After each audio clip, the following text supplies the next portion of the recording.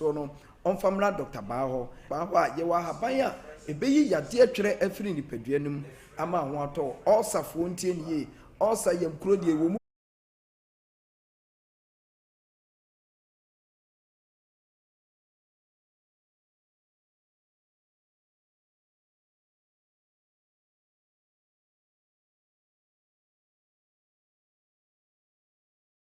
edambo enye se honhom bi na di abere no mesrew ena no patie ni se wo ba na ye de na kobo chemu no kura tu ne na enso yade ne nkoe no fa no bla Dr. Banhwe na ni so aye kra wo ye no ho hwe enye yi o kasa ubi damba enwum obesole obeto no kura timi aye dai akontem we tro no se ye ni dua na ba ni emfa haban ne nsa yade enti kire se nipa da sani bia no ubetimi ayale na wo yale a ade enkoso wo de science na ye wo yade aduro na ade aduro guso amana hye Dr. Basi wunim tinti fa wo de ne bra na ye de bi ewo nipaduanum no yentu ase na ho nto anopai je number no na fo ani kire Dr. Bawo me se wo se wo hwe akasa fidie ana se wo ensa wo yade na ho nto number no ye 0244 988 004 0244 988 anopai ye din komawie me se se ye yade nko na apese yade ne kontem dia hospital ba ko pa dia bibidro ene sa yade ne ehwo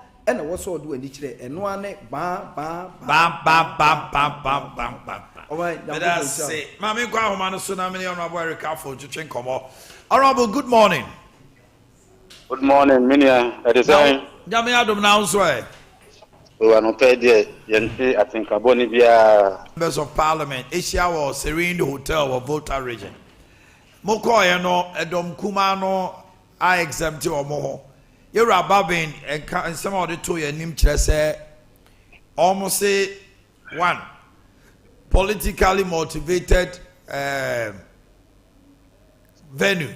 Two in Fiambian I chair Munanko Moko Rock City. You're a babbing catcher almost say Omannhene Yaw at your wing across or Mobile. Emma Uchemu Motiasia etran crying orientation.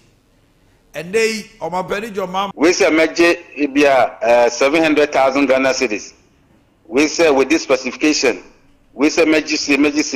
So it's up to the government to decide which of the specifications are open.